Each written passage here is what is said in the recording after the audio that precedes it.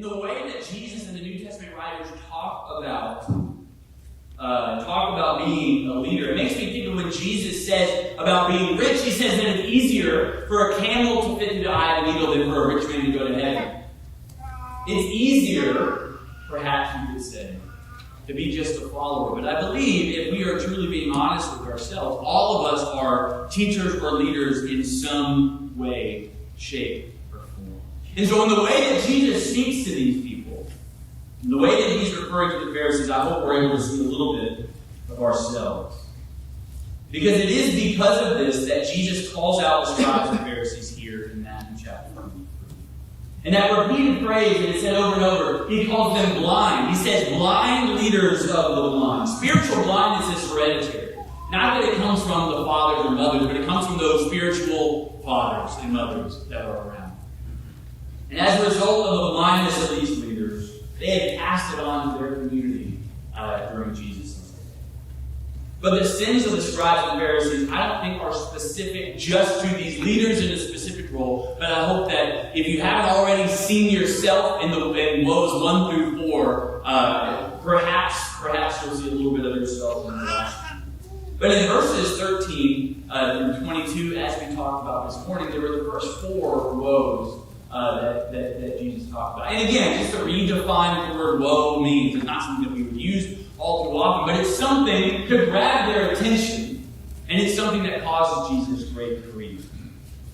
Mentioned 8 choices that break Jesus' heart. One being preventing people from entering God's kingdom. Not only was it the Pharisees that weren't entering, but they were keeping others out. They were leaders who took advantage of people that they were expecting to bless. They made these great efforts to evangelize. They went far and wide to make proselytes, and yet, really all they created were self-righteous followers like themselves. Then the fourth one, they would make these sophisticated excuses for disobeying God. I only have to do this one thing if I swear by this as opposed to this. And all of these things break Jesus.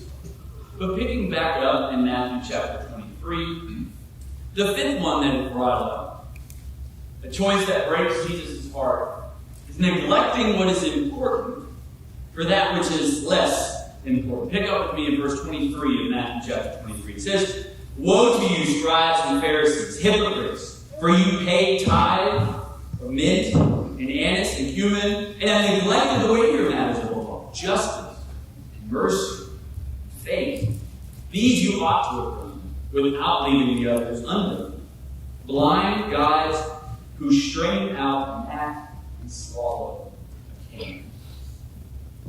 The Pharisees were neglecting what is important for that which is less. They were giving greater attention to tithing, as giving 10% of their income, but 10% of the smallest and least significant of these herbs. And they were placing greater importance on that than justice, mercy, faithfulness, these weightier matters, as Jesus describes it. And even, it's interesting, even in their adherence to this tithing, they were neglecting justice, mercy, and faithfulness. In the way that they forced it upon others, the manner in which they did it, they were neglecting these weightier matters. And they do this as well in Matthew chapter 15. Rather than taking care of their parents, rather than honoring their father and mother, as Jesus says that they ought to do, as the Bible teaches, they would dedicate their money to God. Or as Mark 7 says, they would call it Corbin, right? In Matthew 15, verses 5 and 6, Jesus speaking to them, he said, "But you say, whoever says to his father or mother, whatever I have that would help you, it's been given to God." It is Corbin, as Mark chapter 7 says. He is not to honor his father. And the Pharisees did this with other things in the law, too. That they manipulated certain things for the better benefit of themselves in some way, or for just some stricter punishment, in an effort to clear up the law of Moses. One thing that the Jewish leaders of this time did was they wrote an entire book of clarification of the law. One of the things that are talked about a lot, and Jesus actually is called out for it a lot, is the Sabbath. Right? We understand that Moses states in the law that no work shall be done on the Sabbath. But where the confusion lies with what is work. So, in their clarification of the word work, they came up with 39 different categories of work. And within all 39 of those, they had all of these subcategories of work. That by the end of it, you had thousands of different definitions of what work really was. For example, some of them was that there was a certain number of steps that you could take on the Sabbath. If you exceeded that number of steps, well, sorry, you've done work on the Sabbath. Therefore, you have not followed the law. Another one was there's a certain number of letters you could write on the Sabbath. And they had bound people to these things. And what seems to me that in creating these additional laws, that they had neglected the purpose, especially with the Sabbath, and perhaps the main purpose for the Sabbath, which was to, as Deuteronomy 5 states, remember that the Lord delivered them out of Egypt. That was the point. They were supposed to remember the good things that God had done for them. And how are you supposed to focus on those things if you're too busy numbering the steps you've taken that day? Or trying to think of how many letters you have written? In their dedication for one law, they had ignored another, one with much greater importance. And they ignored the meaning. It reminds me of Revelation chapter 2, in the letter that's given to the church of Ephesus. If you remember, they are called out for forgetting their first love. Maybe that's a love for the brethren, maybe that's a love for God, but they had forgotten it. They had exchanged driving out false teaching, which is good, by the way.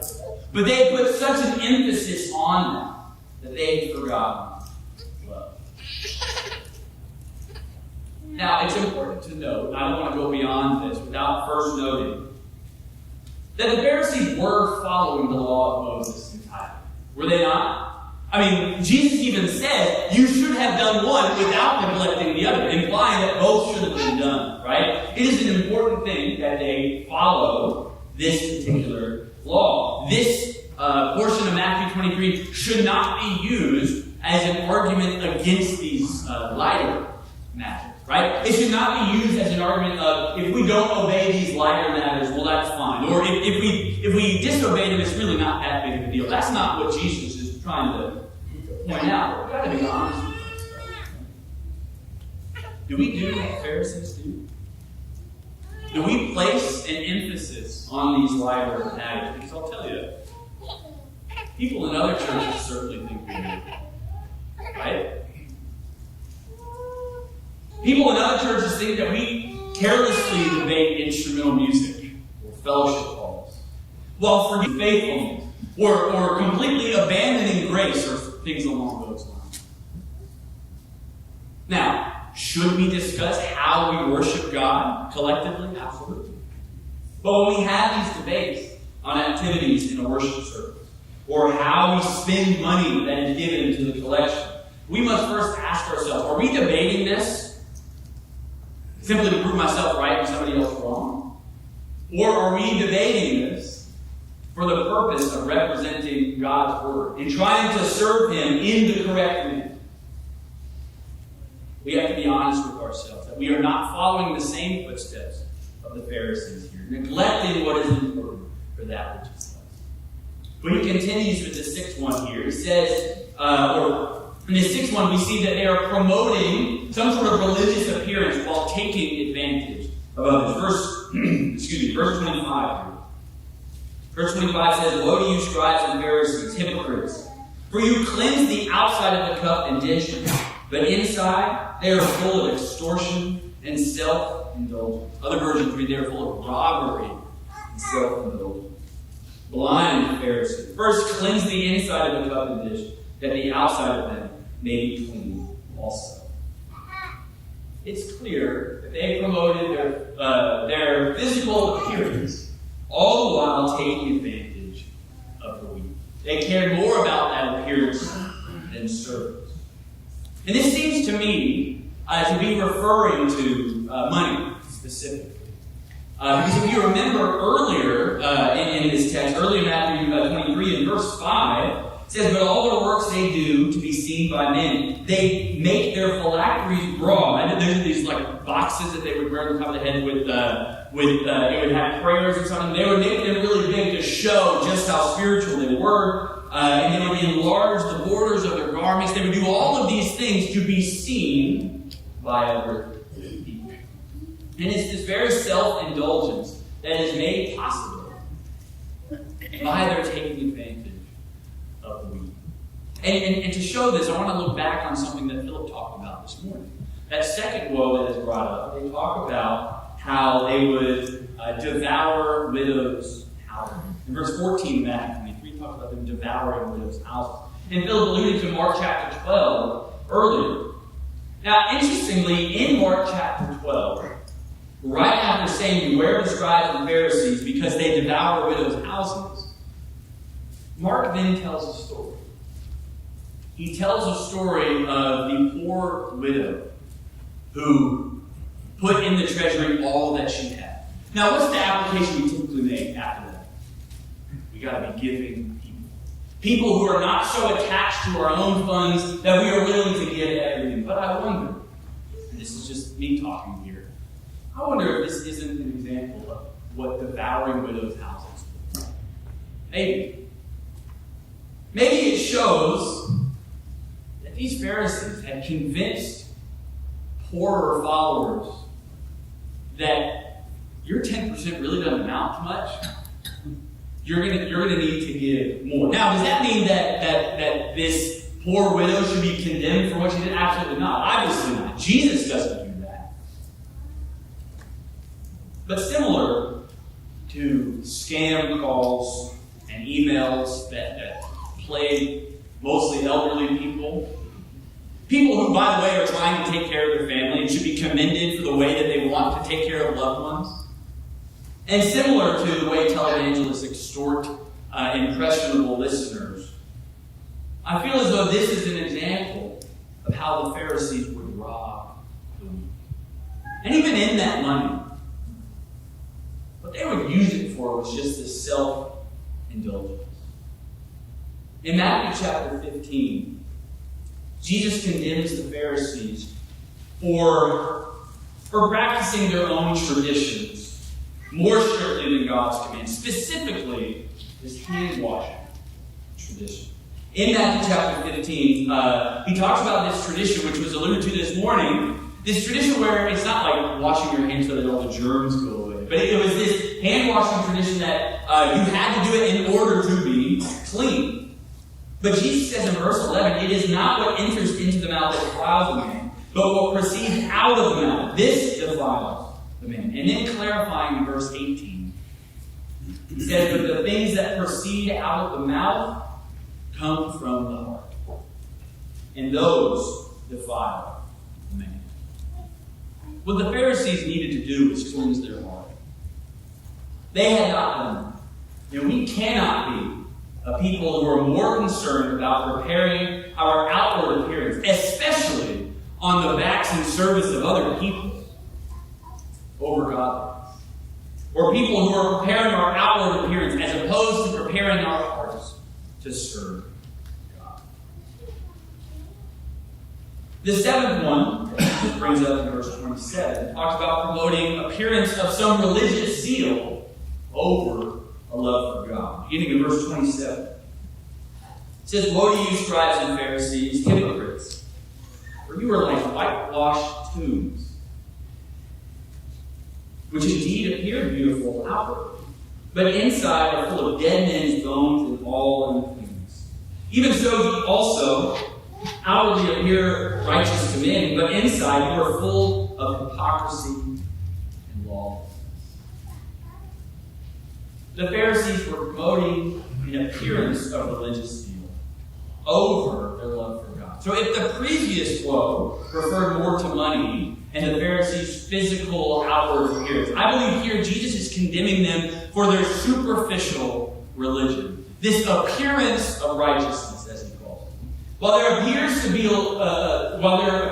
to be zeal for the law and great spiritual life. In fact, inside, they are lawless and they are spiritually dead.